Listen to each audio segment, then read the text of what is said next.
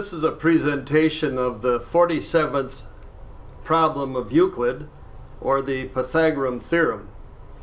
Many years ago, there was two men, Pythagoras and Euclid, and they were working with the stonemasons of that era.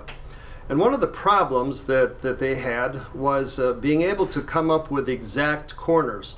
And as a result, they began to work at how to solve that problem. Working with the mathematics, they came up with what's been known as the Pythagorean theorem. Probably any of you that have ever gone through high school geometry memorized the Pythagorean theorem. In any right triangle, the sum of the square of the sides is equal to the square of the hypotenuse. In the 3-4-5 ratio that's often related to this, 4 being the perpendicular, 4 squared is 16, and the base being 3 was 9. 9 and 16 being 25, and then the hypotenuse being 5, squared is 25. So the 3-4-5 triangle was very important to these early stonemasons. There was a group of people called the harpendopterers, called the stretchers of the string.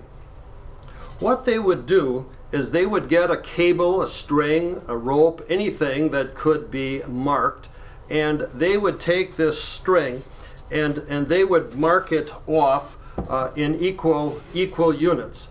It didn't matter if they were in meters or feet or whatever, as long as they were 4 equal sections in the string. And then what they did is they got the astronomers to identify the North Star. And so here we find in Masonry the linking of astronomy as well as geometry. And what these harpendopterers would do would establish where the North Star was, and they would establish a perfect north-south line. Then they would attach their cord or their string to a rod that was placed in the ground at wherever it was that they wanted to do their building. And then they would stretch it down that north-south line 4 units.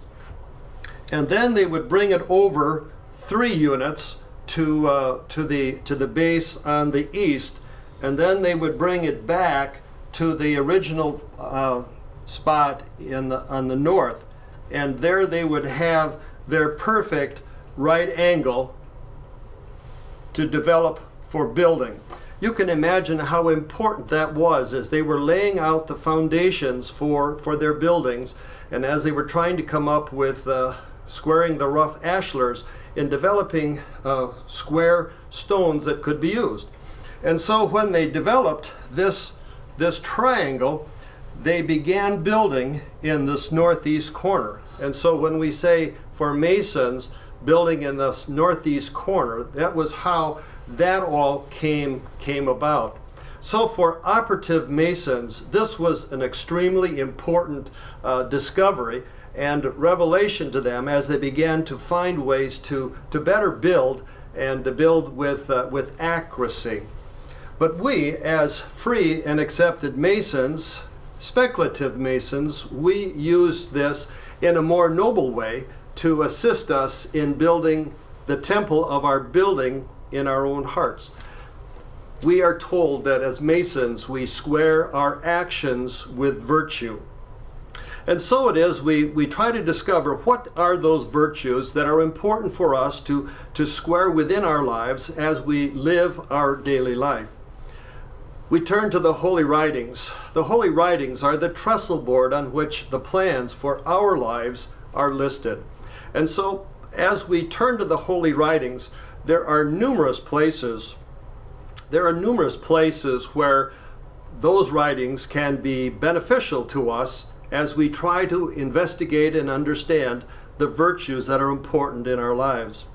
In the Old Testament, the book of Micah, chapter 6, verse 8, he writes, "He has shown you, O man, what is good, and what does the Lord require of you, but to do justice, to love kindness, and to walk humbly with your God.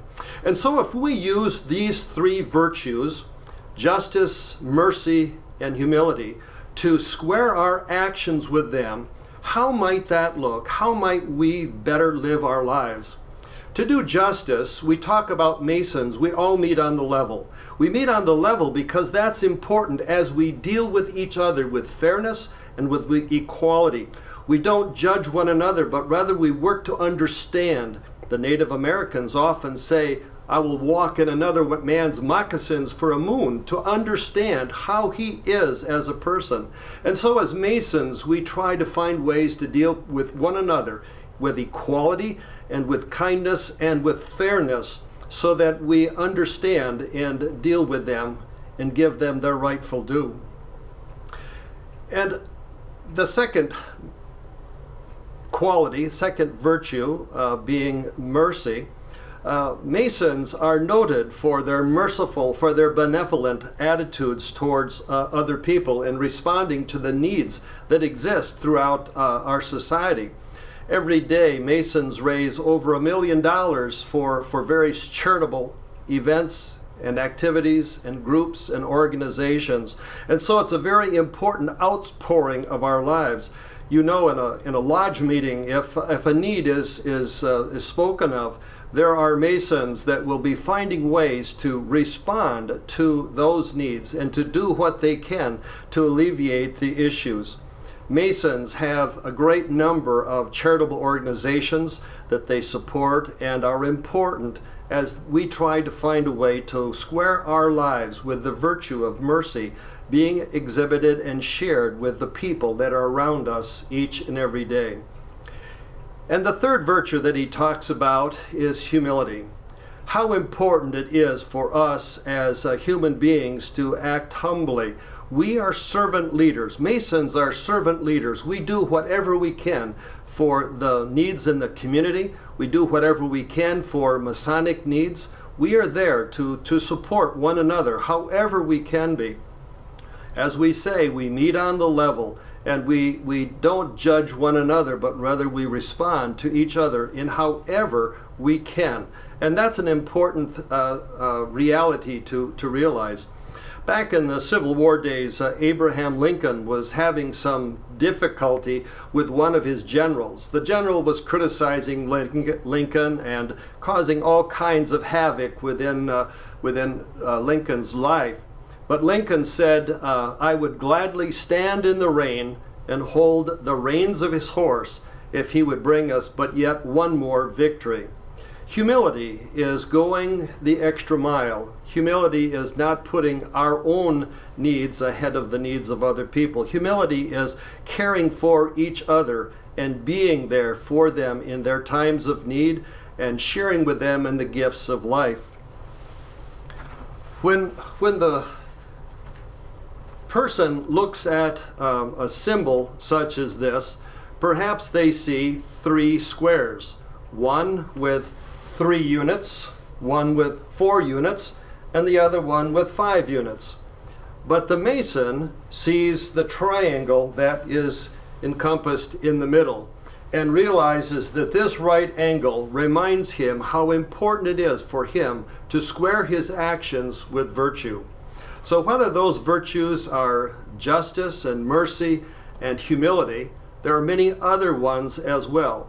But we as Masons know that we must always be building that temple of our soul, the lives of building our lives, so that we square our actions with virtue. I wish you a very good day and hope that this explanation of the 47th problem of Euclid, the Pythagorean theorem, will be helpful to you.